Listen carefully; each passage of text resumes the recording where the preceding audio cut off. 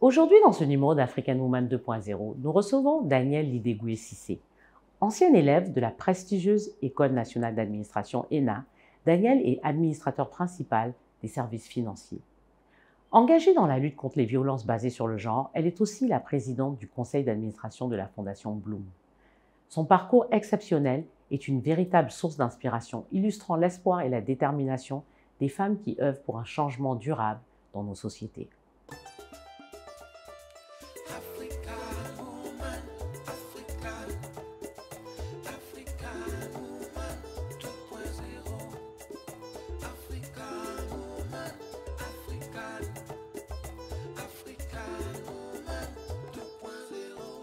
Ayant traversé des épreuves douloureuses, Danielle Lidegui-Cissé a choisi de consacrer sa vie à soutenir les femmes victimes de violences. Présidente du conseil d'administration de la Fondation Bloom, créée en 2019, elle lutte activement contre les violences basées sur le genre en Côte d'Ivoire. À travers sa fondation, elle offre un refuge et un accompagnement à celles qui en ont besoin, les aidant à surmonter leur traumatisme. Juriste de formation, titulaire d'un DESS en droit des affaires, elle occupe également le poste de directrice des affaires administratives et financières, tout en étant experte en ingénierie du genre. Son engagement en faveur de l'autonomisation des femmes et de la scolarisation des jeunes filles lui a valu plusieurs distinctions prestigieuses. Membre actif du Compendium des compétences féminines de Côte d'Ivoire, Danielle Lidegui-Cissé incarne résilience et détermination, œuvrant sans relâche pour préserver la dignité humaine et promouvoir une société plus juste et équitable. Bonjour Danielle, un plaisir de t'avoir sur le plateau d'African Woman 2.0 aujourd'hui. Merci Aïssata, merci, un plaisir partagé, vraiment. Donc Danielle, aujourd'hui on va parler de VBG, oui. N'est-ce pas? Tu as créé un centre, oui. Une ONG plutôt je devrais dire, oui. Et puis par la suite un centre. Oui. Qu'est-ce qui t'a inspiré justement à créer ce centre? Pourquoi avoir pensé à ces femmes qui sont victimes de violences basées sur le genre? Il faut dire qu'avec l'ONG Bloom, depuis 2018, nous portons la cause de la femme. Et nous portons surtout le combat de l'autonomisation de la femme, mais à 360 degrés, donc pas qu'économique. Et très souvent, on nous demande, mais d'où nous est venue justement cette idée, cette envie de porter ce projet humanitaire-là et qui débouche par la suite sur l'ouverture d'un centre. Il faut dire, Aïssata, qu'en tant que femme, et comme le disent même les différentes statistiques, j'ai aussi dans mon histoire été une survivante de violences basées sur le genre, dans un passé très lointain. Et il faut dire que cet épisode de ma vie a eu un impact. Un impact, je pourrais dire aujourd'hui, positif, qui m'a fait partir de la victimisation à la responsabilité, qui a construit cette femme que je suis aujourd'hui et que je tente de communiquer. Cette force qui est en moi, cette résilience, cette capacité de me recréer, qui est née justement de cet épisode de ma vie là, et que je tente à travers l'organisation partager aux autres femmes. Voilà, donc c'est vraiment ça le but de la mise en place de cette organisation. Parce que comme j'aime à le dire, toute situation de notre vie doit pouvoir enfanter d'une solution. Et non pas nous accompagner peut-être à la dérive ou même à nous apitoyer éternellement sur notre sort. Donc l'ONG Bloom aujourd'hui est née de cela.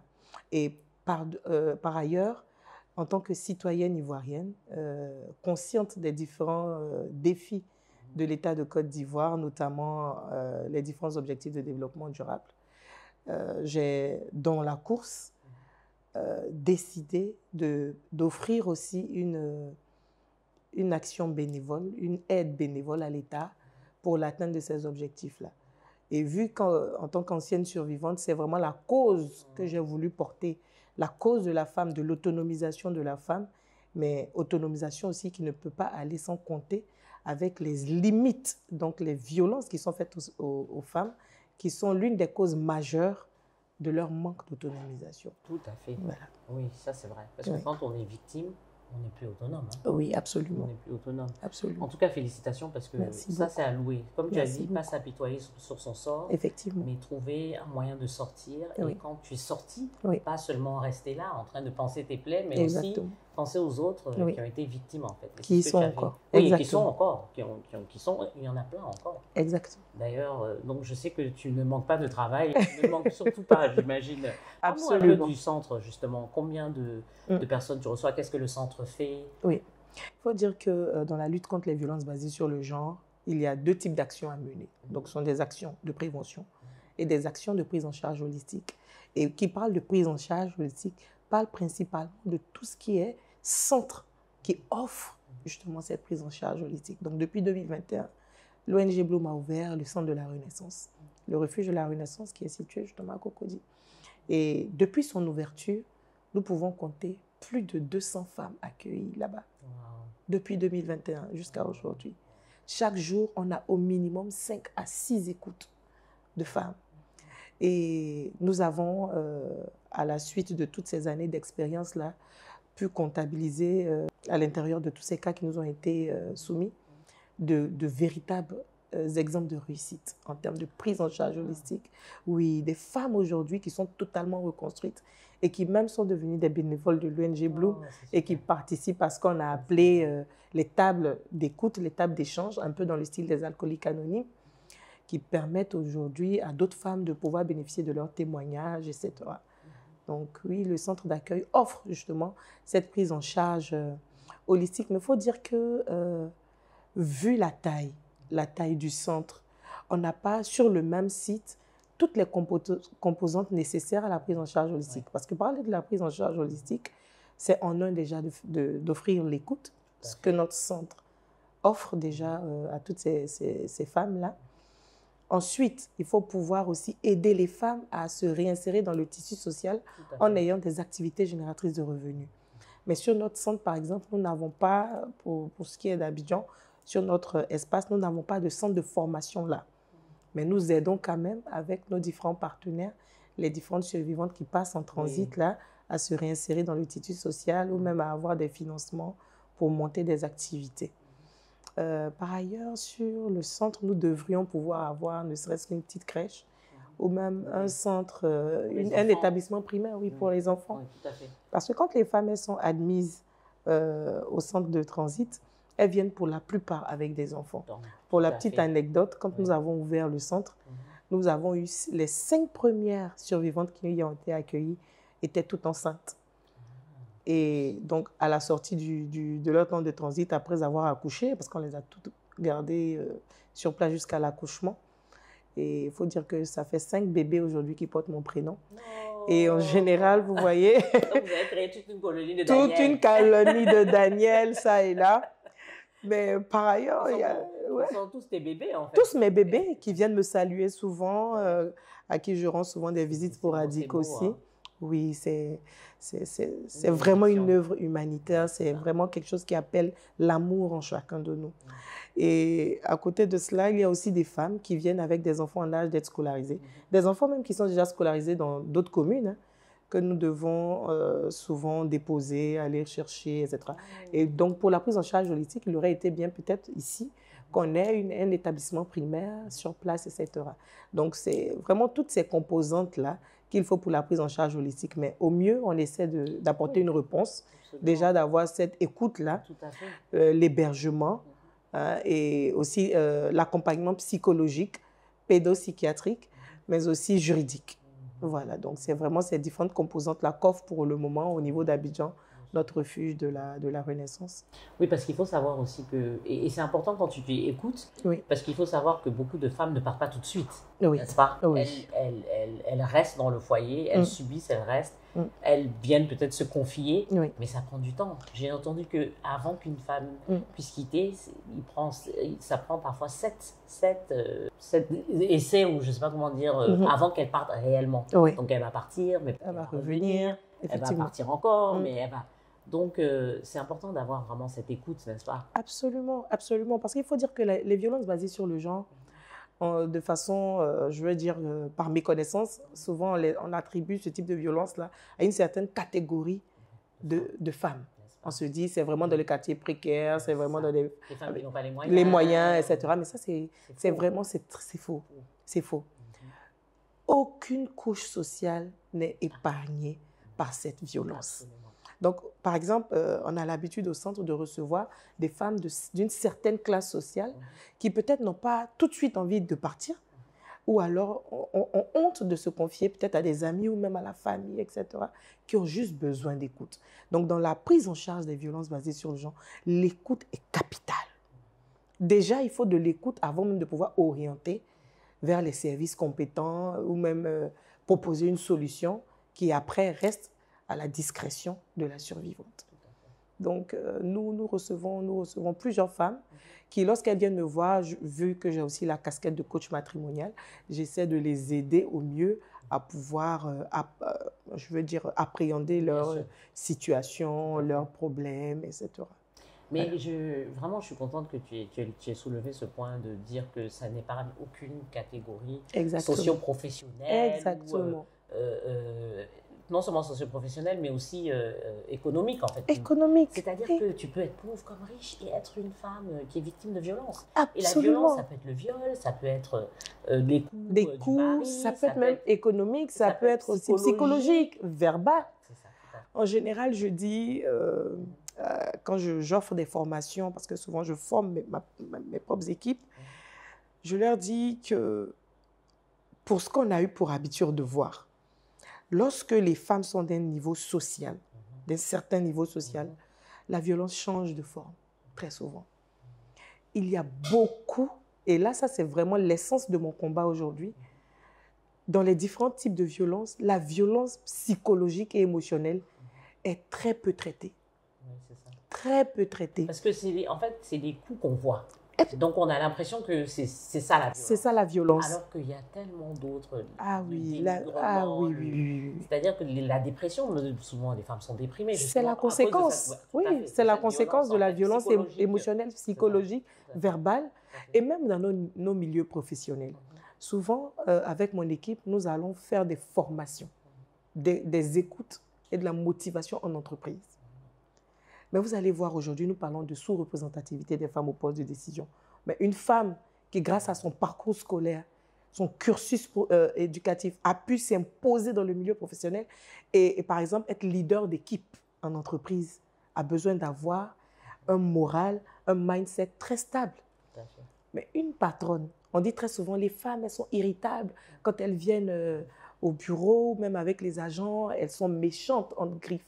Mais c'est parce que la responsable, la directrice ou bien madame le DG, le PDG ne peut pas s'ouvrir à ses collaborateurs sur ce qu'elle reçoit à la maison.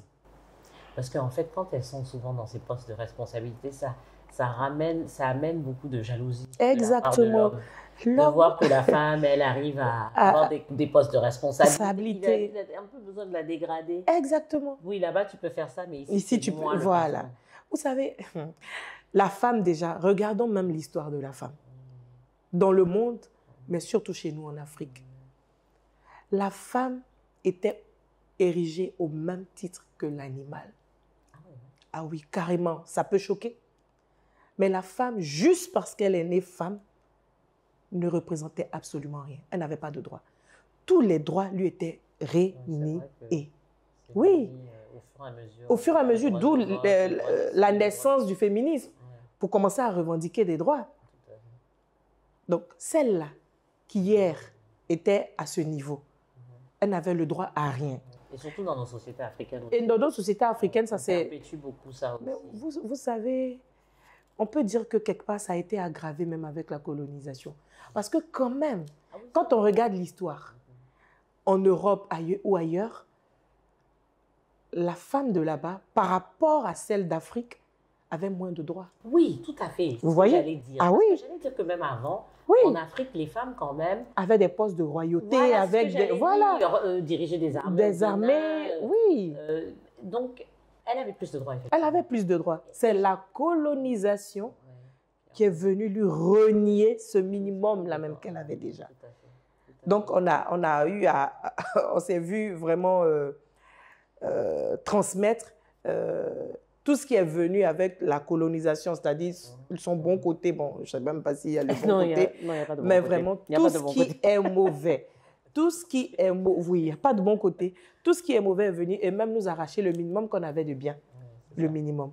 Donc, cette femme-là, Parce qui que vient les de... femmes étaient les piliers quand même de de notre la société africaine, oui, oui. tout à On avait des femmes, on avait les reines beaucoup, vraiment, qui étaient très respectées, tout ça. Mais après tout ça, Les ça a sociétés été... matriarcales. Oui, oui. Mais tout ça, ça a été totalement effacé. Et donc, cette femme-là qui a dû lutter, parce qu'on a vu, hein, il y a eu des femmes qui se sont battues au prix de leur vie. Aujourd'hui, même dans certaines communautés, encore dans certains pays et même partout dans le monde, il y a ce qu'on appelle les séjours d'activisme souvent qui sont faits. Et on sait d'où vient justement ce concept-là, de la mort des sœurs Mirabel qui luttaient pour des droits en termes politiques, qui ont été exécutées. Donc, vous voyez d'où vient la femme. Et aujourd'hui, il y a encore ces stéréotypes. Aujourd'hui, il y a encore cette pensée patriarcale. Et donc, la femme qui a lutté et qui a arraché le droit de vote, arraché le droit de la scolarisation, qui a pu avoir des diplômes et même qui peut même prétendre aux mêmes fonctions, au même salaire que les hommes, ce n'est pas facile. Ce n'est pas accepté encore. Ce n'est pas vraiment accepté. Et ce n'est pas dit en fait. Donc on ne te le dit pas, mais oui. on te le fait sentir. Exactement. Et beaucoup de femmes le subissent. Oui. Et c'est tellement vrai ce que tu dis parce que souvent on se dit, bon, on sait qu'aujourd'hui les femmes elles peuvent tout faire, oui. n'est-ce pas? Tu peux être astronaute, tu peux oui. être si tu as envie d'être pompier, tu peux être pompier, tu peux être policier. Absolument. C'est-à-dire que tous les postes qui étaient à l'époque peut-être réservés aux hommes, aujourd'hui les femmes, elles le font. Et on en a vu plein. Il y a eu tous les exemples de femmes dans pratiquement tous les métiers. Oui. Donc on sait que les femmes, elles peuvent le faire. Oui. On a l'impression qu'elles peuvent le faire et que rien ne bloque. Mais oui, les femmes, vous avez accès à tout. À tout. Mais en réalité, derrière les portes fermées, oui.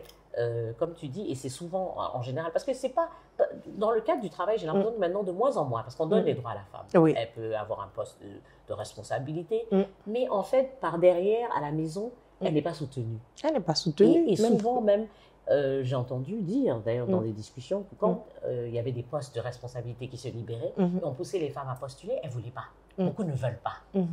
Parce qu'elles savent que parfois, peut-être, ça peut créer du ressentiment chez le mari. Oui. Et puis, bon, souvent, il y en a qui se disent, bon, avec toutes les responsabilités que j'ai, est-ce que je pourrais? Donc, il y a vraiment ce manque. C'est pas que la femme pense qu'elle n'a pas les capacités. Non. C'est qu'elle a peur, souvent. Elle a peur parce qu'elle se dit, qu'est-ce qui m'attend là-bas? Et c'est bien que vous parliez justement à ces femmes-là, en fait, parce que tu dis, vous vous sensibilisez dans le cadre du travail et tout ça. Absolument, absolument. Vous voyez, même les femmes, même en politique, prenons l'exemple de la politique. Les hommes ont eu pour habitude de faire la politique avant que cela ne soit accepté pour les femmes. Ils savent, par exemple, que pour une personne qui s'engage dans la politique, il y a des heures de réunion, il faut être sur le terrain, ça demande beaucoup de temps.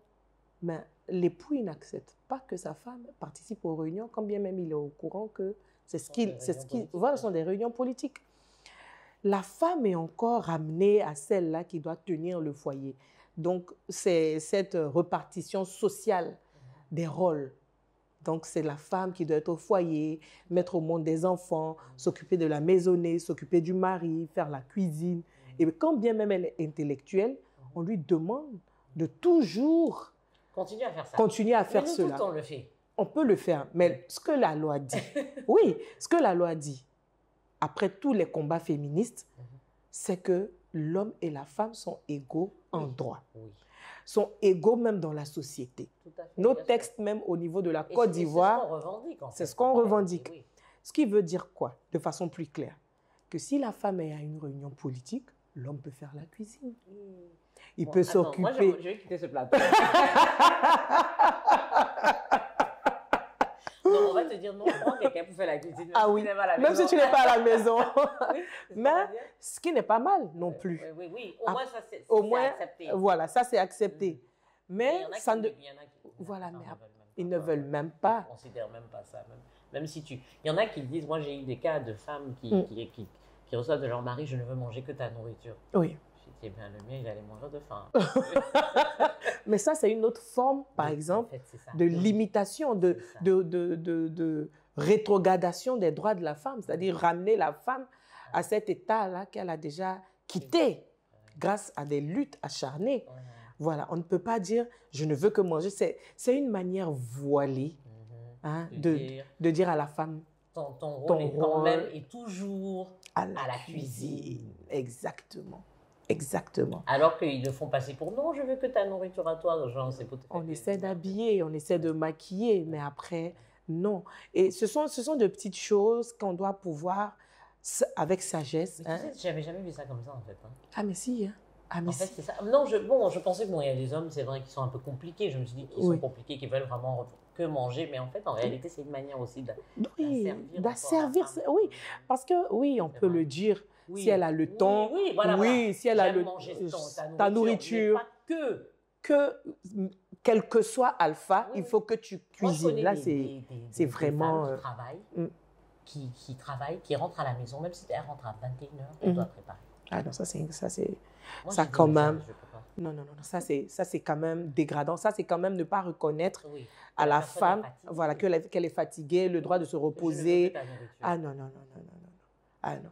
Après, il y en a qui disent on ne doit pas mettre ma nourriture dans des gamelles, les congeler, les réchauffer. Non, on doit. Mais non, mais tu aimes ma nourriture, je peux quand même les préparer, les chauffer pour toi et tout. Mais ça encore non. Ça encore non. Donc vous voyez que là, c'est vraiment ce petit côté plus ou moins misogyne. C'est vraiment ce qu'on déplore. Voilà. Parce que voilà, nous sommes égaux en droit. En tant qu'être humain, nous sommes égaux. Et la Charte universelle des droits de l'homme nous le reconnaît. Il faut quand même que l'homme puisse, dans une certaine mesure, être flexible et permettre à la femme de faire. S'il me dit, oui, ma femme a les mêmes droits que moi, c'est qu'elle a le droit aussi d'être fatiguée en rentrant du boulot comme toi.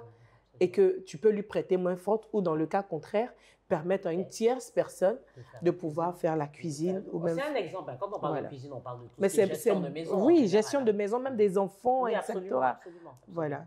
Parce qu'il ne faut pas aussi que les hommes qui nous regardent, ils se sentent... Tu sais, souvent, quand on parle de ces histoires de femmes, ils ont l'impression, en fait, qu'on veut prendre tout leur pouvoir. C'est pas ça. Ah non, pas du tout. C'est pas du tout ça. Et je pense que ça, il faut bien l'expliquer. Et puis, il y a des hommes aussi qui sont très, comme on dit, les he for she, qui soutiennent, et énormément d'hommes soutiennent vraiment. En tout cas, dans le cadre du travail, moi, je trouve que les hommes, même souvent, soutiennent même la femme, même plus que d'autres femmes. Qui poussent vraiment les femmes au bureau, à prendre des postes, des responsabilités, à les encourager et tout ça.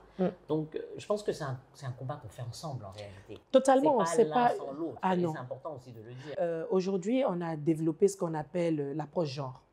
Très souvent, les gens ont tendance à me demander, madame, est-ce que vous êtes féministe? Est-ce que je réponds tout de suite non. Je ne le suis pas. Parce que j'estime que la lutte féministe, elle doit être respectée. Hein.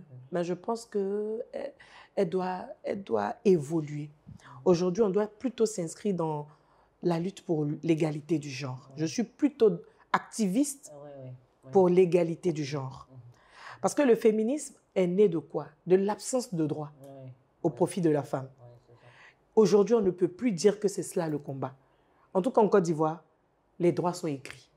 Les droits, ils existent. C'est leur application qui se heurte encore à des comportements, des mentalités, voilà. Et là, maintenant, il faut plutôt aller dans l'approche de sensibilisation et de transformation des mentalités et de tout ce concept de rôle social des genres. Voilà, donc c'est plus vraiment des luttes féministes parce que les droits, ils existent. Voilà. Tout à fait. Mais Daniel, parle-nous un peu de toi, Daniel. Ah oui. Qui est Daniel? Donc, tu n'as pas commencé en voulant lutter contre les VBG, on le sait, puisque tu nous as dit que c'est à cause d'une expérience. Oui. Mais donc, parle-nous un peu de ton parcours avant d'arriver à ça, parce que tu travailles aussi, bien sûr. Oui, bien sûr. Bien sûr. Donc, Daniel, c'était une jeune fille qui, grâce aux luttes des pionnières, des féministes, a pu avoir l'accès à la scolarisation. Donc, qui est allée à l'école, qui avait ses rêves, qui vient d'une famille modeste, qui est très, très ancrée dans la religion, dans la spiritualité, qui lui a donné cette éducation-là, qui lui a demandé vraiment de se prendre en main à travers l'école. Et je reviens là-dessus chaque fois dans mes propos, parce que je suis un pur produit de l'école, de la scolarisation. Et aujourd'hui, je suis mieux placée pour parler de l'impact de la scolarisation de la femme. Et grâce aux études dont j'ai pu bénéficier, j'ai pu glaner certains diplômes, notamment le bac en classe de première, que j'ai eu en candidate libre. Ensuite, j'ai eu des études universitaires en droit. Donc, j'ai eu une maîtrise en droit des relations diplomatiques et consulaires, puis un 2SS en droit des affaires et fiscalité. Ensuite, je suis allée à l'École nationale d'administration, donc je suis fonctionnaire, administrateur principal des services financiers. Je suis spécialiste dans les finances publiques. Voilà, donc j'ai eu ma spécialisation à l'Université de Paris-Dauphine. Ensuite, je suis passée par la Direction générale du budget et aujourd'hui, je suis DAF du ministère de la Construction. Et donc, depuis plusieurs années, hein, je suis dans le montage du budget de l'État chaque année. Et voilà, donc au niveau professionnel, c'est ça, je suis vraiment fonctionnaire de l'État de Côte d'Ivoire, donc administrateur principal des services financiers. Et comment tu gères justement, on parlait justement de tout ce qui est des femmes, la responsabilité des femmes à la maison. Oui. Comment toi tu gères ça? Parce que justement, hein, on va venir, cette question doit venir puisque effectivement c'est pas évident. Oui. On doit se le dire. Oui. Et même quand on parle de, je pense que c'est assez clair que quand même la femme a un rôle prépondérant au sein du foyer, bien sûr, la gestion des enfants, la gestion de la maison. Oui. Comment toi tu gères ça? Avec de l'aide, bien sûr, j'imagine. Absolument.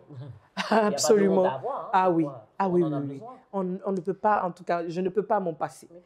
Aujourd'hui, avec toutes ces tâches que nous cumulons au niveau professionnel, au niveau même de la société civile, avec l'organisation l'ONG Bloom, avec les fonctions, les responsabilités, le mariage, l'époux, les enfants. Je suis mère de 3 enfants. Je suis mariée. Et il faut dire que c'est une question d'organisation et du choix. Merci. Du choix. Tous les jours. Oui. Du choix de ces équipes, du choix des personnes qui nous entourent, de nos collaborateurs. C'est très, très important de faire un bon casting. Je pense qu'on va dire peut-être... Et même de l'époux aussi. Hein. Absolument. Hein. Ça commence même là-bas. Ah oui. Après, il faut quelqu'un qui te soutienne déjà. Ah si oui. tu vas prendre quelqu'un qui ne te soutient pas et qui te dit « je ne veux manger que ta nourriture ». Là, on est... C'est pas pour juger. Il faut qu'on soit clair sur une chose. Excuse-moi de te couper. Oui. Mais il faut qu'on se dise la vérité. Il y a des femmes qui aiment rester à la maison et s'occuper de leur foyer. Et c'est très bien. Oui. Mais c'est un choix. Oui. Et il y a des femmes qui veulent aller travailler. Et c'est un autre choix. Oui. Mais dans ce choix, il y a un autre choix à faire aussi. Il faut de la savoir... personne qui te soutient. Absolument. Ou bien tu décides de ne pas te marier. Ça aussi, c'est un autre choix. Et ça aussi, c'est un choix qu'il faut savoir assumer. Hein. Absolument. Et qu'il faut accepter et qui est OK. Et qui ne fait pas honte. Pas du tout. Pas du tout. Et absolument, il faut savoir choisir son partenaire. Absolument. Parce qu'aujourd'hui, hein, dans le choix, on ne prend pas beaucoup de temps. Ou du moins, on fait des choix pour les mauvaises raisons. Et après, on en pâtit, tout simplement. On en paye le prix. Après aussi, en tant que coach matrimonial, je me dis, le choix peut ne pas être celui qu'on croit être bon pour nous, mais l'attitude après dans ce choix-là, parce que très souvent, nous les femmes, on se dit, ah mais là, ça ne colle pas du tout, bon, le truc, je suis libre, je suis émancipée, tout de suite, il faut partir. Tout ne se résout pas forcément par le départ. On peut changer beaucoup de choses. Parce que même avec nous, qui parlons de moi-même, avec la gestion de la maison, des enfants, de la vie professionnelle, de la vie sociale et humanitaire, ce n'est pas toujours que l'époux est toujours OK bien sûr. Avec tout ça. Tout parce qu'au départ, on ne se dit pas que c'est ce qu'on va faire. Oui, mais comme dans le foyer, on évolue chacun, la vision de chacun se... Voilà. On grandit aussi. On grandit. Donc, il y a des choses qui viennent s'ajouter, qui n'y étaient pas avant. Des choses même peut-être auxquelles on n'avait pas pensé au départ, face auxquelles on se retrouve. Et de part et d'autre, on peut ne pas l'accepter forcément tout de suite. Ça a été quelque part mon cas. Oui. Mais je pense que la sagesse, la communication, l'écoute, le consensus. Le consensus, oui. C'est important. Parce que souvent, il ne faut pas imposer tout de suite comme ça. On peut y arriver en sachant prendre du recul et mieux rebondir aussi, pour faire accepter à l'autre nos différents choix, nos innovations, on va dire nos créations sur le parcours, etc. Parce que nous, les femmes, hein, on ne manque pas d'idées. Hein. On ne manque pas d'idées. Et donc, il faut savoir, il faut savoir, Ouais, c'est ça, mais voilà, c'est un travail, hein. construire. C'est un Les gens ont travail. l'impression Voilà. qu'on se met dans une relation et puis voilà, c'est ça, si ça va pas, on se quitte. On se quitte. Il y a un Non, travail à faire. La relation, il y a un travail, il y a toujours elle, un travail. elle se construit. Elle se construit et elle se travaille et ça ne s'arrête jamais. Effectivement. C'est pas parce qu'on est dans une relation maintenant qu'on se couche, on dort et puis Non, tout non, marche non, bien. non, non, non. Et c'est Comme tu pourquoi. as dit, il y a des choses et puis on change dans le mariage. Ah oui. Quand on se marie, si on s'est marié jeune, par exemple, entre 25 et 28 ans, tu te maries, tu arrives à 50 ans, mais tu n'es pas la même personne. Du tout. Évidemment. Du tout. La vision s'améliore, Absolument. change. Il y a beaucoup de choses qui rentrent en ligne de compte. Et il y a des expériences personnelles. Parce que dans le mariage, chacun a son intimité. Ça peut choquer, mais chacun a son espace pour respirer. Et chacun a ses aspirations. C'est vrai qu'il y a cet espace à deux, mais il y a aussi cet espace où chacun se retrouve avec lui-même. Et vraiment, dans cet espace-là, beaucoup de choses peuvent venir. Et après, il faut pouvoir l'intégrer dans l'espace commun, etc. Donc, on ne peut pas dire que le mariage est un long fleuve tranquille. Et comme on le dit, hein, quand on va s'engager, jusqu'à ce que la mort nous sépare. Et sur ce chemin, pour aboutir à cette mort-là, il y a beaucoup de choses. Ah oui, hein, il y a beaucoup de choses qu'il faut. penser à ça. C'est l'inévitable. Hein. Malheureusement, c'est l'inévitable. On n'y peut rien. On n'y peut rien. Je suis d'accord. En tout cas, j'adhère à 100% à tout ce que tu as dit. Je veux parler en fait aussi de la jeunesse. Parce que la jeunesse, voilà, tu sais, les jeunes hommes. Oui. Comment les emmener à bien comprendre? Parce que souvent, quand on fait justement ces discussions sur les violences basées sur le genre, comment emmener les hommes à adhérer en fait parce qu'on est le produit de son éducation. Exactement. Et de son environnement aussi. De son éducation, de son environnement, surtout de son environnement. Oui. Et si on a vécu dans un environnement où, par exemple, le père battait la mère, ou on a vu ça dans la famille, les oncles, ou autre, comment, justement, ces jeunes hommes qui arrivent à 18 ans, qui commencent à avoir des copines, comment le faire sortir de cette mentalité? Comment les emmener à comprendre que les violences basées sur le genre ne sont pas quelque chose d'acceptable? Et quand on parle de toutes les violences, on ne parle pas seulement de frapper. De frapper des coups. Il s'agit seulement de frapper. Hein. Et il y en a 6 types, les violences. Ah, merci. 6 types. Et on en a parlé. Et comment, justement, les faire adhérer à ça? Il faut dire que le premier instrument pour les amener à être des he-for-she, ou à adopter ce concept qu'on a appelé la masculinité positive, c'est la sensibilisation. Il n'y a rien d'autre. Aujourd'hui, qu'est-ce que nous on fait? Sans parler aussi, parce que souvent, mais le problème, c'est qu'on ne parle pas assez de ce problème. Oui, et c'est ça, la sensibiliser, c'est parler. C'est partager, c'est en parler de façon régulière et permanente. Mais ce que nous, on a essayé, on a commencé à faire avec les garçons, parce que c'est vraiment eux la clé de cette lutte. La clé de la lutte contre les violences basées sur les gens, ce sont les hommes, ce sont les petits garçons. C'est l'éducation. Au niveau de l'ONG Bloom, nous avons sorti une bande dessinée. Et la bande dessinée, c'est vraiment pour cibler les petits garçons. On s'est dit quoi? Dans l'étude, on a vu qu'il y a plusieurs générations. Il y a les plus petits, il y a les ados, il y a les adultes. Les adultes, on les appelle déjà la génération infectée. Donc eux, on essaie de faire la prise en charge, on essaie de faire des actions de sensibilisation autant que faire se peut. Les ados, un peu touchés aussi, parce qu'ils ont déjà grandi, ils ont déjà côtoyé la société, c'est la même éducation qui prospère toujours à leur niveau. C'est aussi beaucoup de sensibilisation, d'actions de sensibilisation. Mais au niveau des enfants, on peut encore couper le cordon. Donc, qu'est-ce qu'on se dit? Il faut pouvoir revoir le système éducatif. Pourquoi ne pas intégrer ces matières-là sur le coaching à la masculinité positive? Puisqu'on sait que plus tard, ils vont apprendre l'économie. Et on nous montre que dans les études, l'impact des violences basées sur le genre est très négatif sur le développement économique, sur l'économie. Les fonds, par exemple, aujourd'hui en Côte d'Ivoire, de 2024 à 2030, 6 ans pour lutter pour l'éradication de ce fléau-là, il faut injecter 12 milliards de dollars. Investir 12 milliards de dollars. Pour un pays comme la Côte d'Ivoire, on aurait pu prendre ce financement pour la création d'emplois, etc. Donc, vous voyez l'impact économique de ce fléau-là. Donc nous, avec les petits garçons, on essaie de faire la sensibilisation avec la bande dessinée et des capsules de dessins animés pour faciliter l'éducation. Parce que les parents, même dans le noyau familial, souvent veulent bien éduquer le petit garçon à l'égalité. Pourquoi on est choqué de dire à un petit garçon, oui, tu peux jouer à la dinette? On dit non, c'est pas... Mais nous-mêmes, on commence déjà à la maison à genrer, nous-mêmes, à la maison. On dit, oh, le petit garçon, il ne doit pas balayer. Oh, laisse ta soeur va le faire, ou bien la nounou va le faire. Mais il peut balayer, il peut faire son lit, il peut cuire un œuf, il peut le faire. Parce que c'est ce petit garçon-là qui, demain, de façon insidieuse, avec l'éducation que nous leur donnons, à dire que non, très insidieuse, on ne s'en rend pas compte. Mais on est en train de les rendre machos.